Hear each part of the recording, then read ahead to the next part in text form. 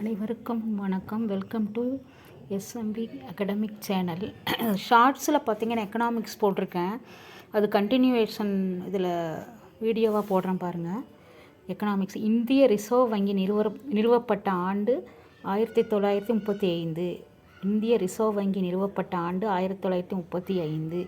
இது அடிக்கடி இந்த கொஸ்டின் வந்துகிட்டே இருக்குது. இந்தியாவில் பணத்தை அச்சிடுதல், ஒழுங்குபடுத்துதல் மற்றும் கட்டுப்படுத்துதல் பணிகளை செய்யும் வங்கி எதுன்னு கேட்டிங்கன்னா இந்திய ரிசர்வ் வங்கி.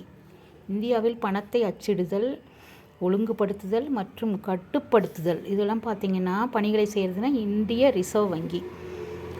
பண பரிணாம வளர்ச்சியின் இறுதி நிலை எதுன்னு பார்த்திங்கன்னா நிகர்பணம்.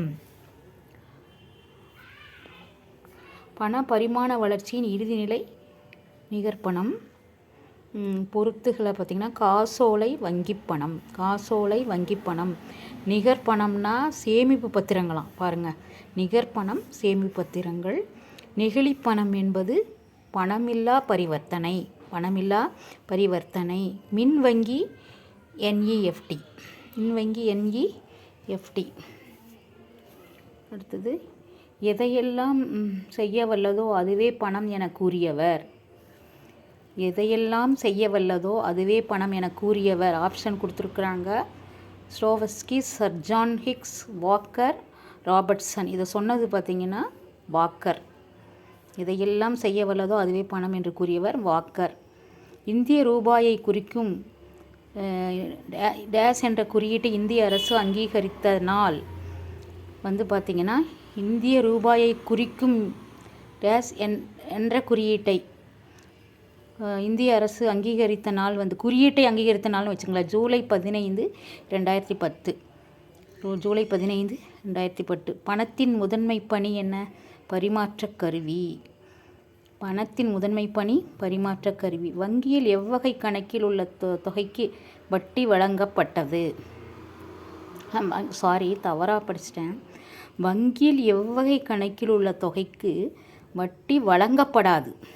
வங்கியில் எவ்வகை கணக்கில் உள்ள தொகைக்கு வட்டி வழங்கப்படாதது பார்த்திங்கன்னா நடப்பு கணக்கு வைப்பு. நடப்பு கணக்கு வைப்பு. இந்தியாவில் பணம் மதிப்பிழப்பு செய்யப்பட்ட தினம்.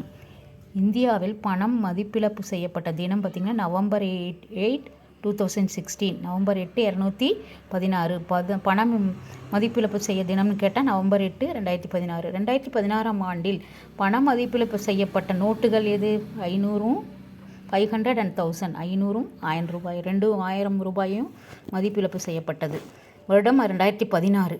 தற்போது எந்த பண நோட்டு இந்தியாவில் நடைமுறையில் இல்லை? 1000. பணம் மதிப்பிழப்பிற்கு பிறகு புதிதாக அறிமுகப்படுத்தப்பட்ட நோட்டு 2000. பொறுத்துக. பண மோசடி நடவடிக்கை தடுப்புச் சட்டம். இது ரொம்ப முக்கியம் பாருங்கள். 2002. பண மோசடி நடவடிக்கை தடுப்புச் சட்டம் 2002. ஊழல்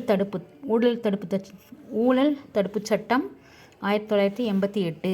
பினாமி பரிவர்த்தனை தடுப்பு திருத்த சட்டம் 2016. ரியல் எஸ்டேட் சட்டம் 2016 தான். வணக்கம். சப்ஸ்கிரைப் பண்ணுங்கள், லைக் பண்ணுங்கள், ஷேர் பண்ணுங்கள். நன்றி.